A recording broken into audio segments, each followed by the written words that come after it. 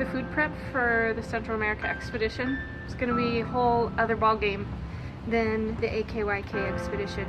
We were able to pack 3 weeks out, and I planned every meal through that because we had the space, we had the systems to do that. And with the Central America expedition, there's so many border crossings and so many regulations on what can cross borders that they need to use their produce and their meat right away. You're gonna have to toss it out as you hit borders when they go. What that means for Kyle and Ty and just the crew in general as they're putting meals together is they're gonna have to get very familiar and very comfortable shopping at the local markets.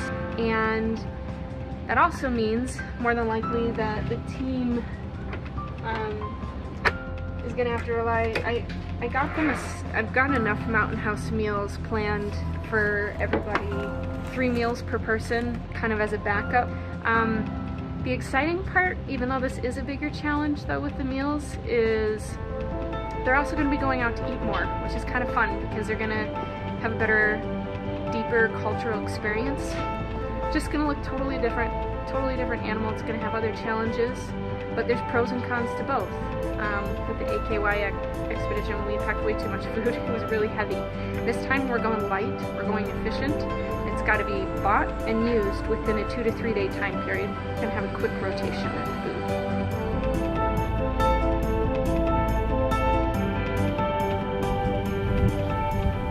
That guy's drooled a little bit. I've been set to take charge of all of our medical issues for the trip, and we've been fortunate enough to be in contact with a group called Team 5, and just last week we met their founder, Eric Linder, and he hooked us up with med supplies. I was able to organize this, make it work for us, and we are more than well taken care of. So I want to walk you through some of what I've got in here. Over here we've got a roll-up litter in case we need to cart a guy out.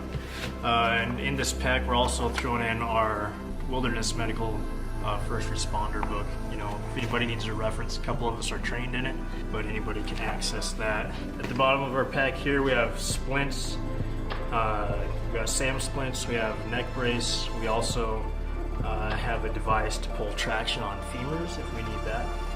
Moving to this pouch, we have anything for heavy trauma, so large bleeding, deep wounds.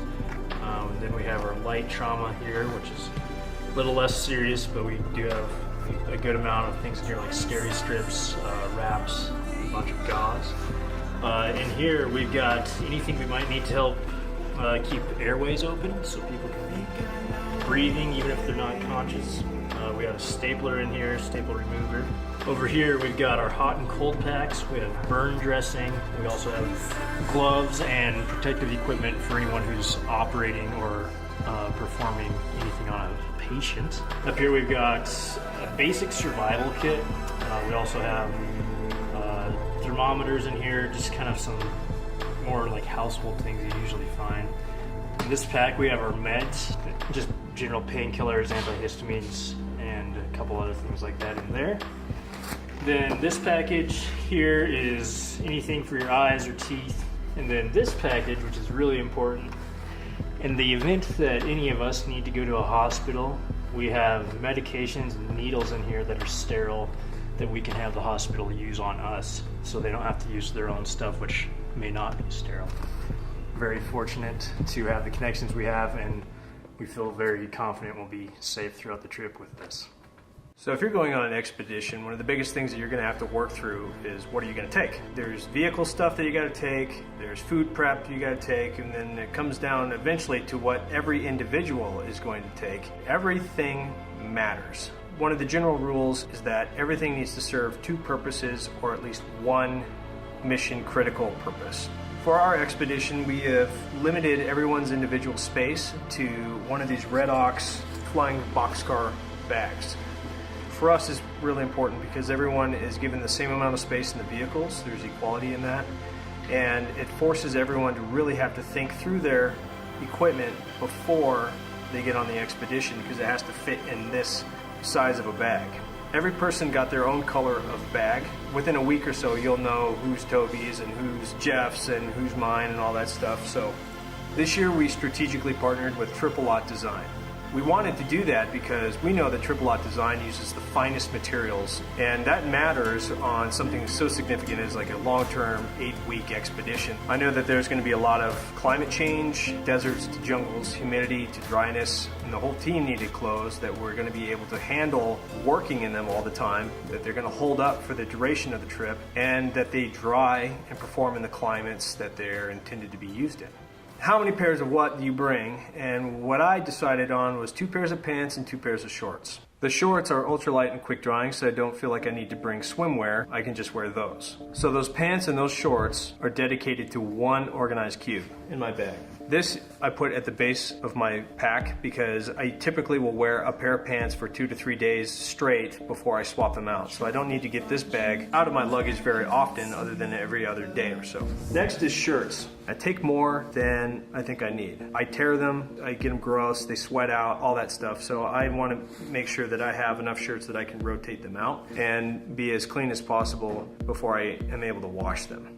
My 2 favorite shirts I know are going to be the Triple Lot Design merino wool that are naturally antimicrobial, and they're going to keep the stink off me for a lot longer than just a normal t-shirt will. For my nice shirt, I selected the Tradecraft from Triple Lot Design. It'll dry quickly in the humidity. It's also a long sleeve shirt, which, even though it's going to be very hot, is also very important for sun protection and also for mosquito and bug protection in the evening. Tradecraft has a secret pocket at the bottom, and I've put a handcuff key in that little spot there. I know that if I am illegally detained for some reason, that I at least might have a chance of getting them unlocked. So all of my shirts go into a second cube that are zipped up and stacked on top, so it's easily accessible and organized. Another great thing to consider is putting all of your clothing in breathable mesh bags, especially in these conditions. Sometimes you want waterproof bags. In humid environments, having a mesh bag is better so things can dry out. So next is the DOP kit, the things that take care of me on the hygiene level. I use the Red Ox Trifold, which has been the best DOP kit I've ever owned, hands down. So that has a shave kit in it, any of the medicines that I foresee needing, and then the ability to wash clothes and my hair, combs, etc.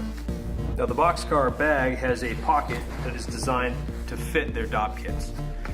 Beyond that, camp towel. They absorb 8 times their weight in water, so something like this for camping is more than sufficient as a towel, and I highly recommend them. Another little trick is to carry 2 or 3 dryer sheets that I put in there, fabric softener dryer sheets, and they just help your bag continue to smell good and your clothes as they sit in there all day. Beyond that is a chamois. And a chamois is very important. You can use it for anything, and I've got through a lot of things. It's one of the most useful tools to have with you. When it comes to footwear, I'm bringing a mid-top hiker that is the most breathable that I could find. Beyond that, I have a step down that's an amphibious shoe. And then beyond that, I have just a camp shoe flip-flop that allows me to be around camp and relax. In my shoes, I carry a $100 bill in one shoe and some miscellaneous cash in the other. So in the event that I'm shook out and I had to hand over my wallet or whatever, I still have money on my person and put myself in a better position. But then there's also stuff that you need to have on you all the time. One is a watch. Always be aware of what time it is, how much time you've got, etc. They also have a GPS unit with this Suunto watch that if I can have to or need to relay my position to anyone on the team via phone or whatever, I have the ability to get my position. The most important is your passport. So your passport needs to be considered as your lifeline. And it should not be carried anywhere else but on your first layer of clothing.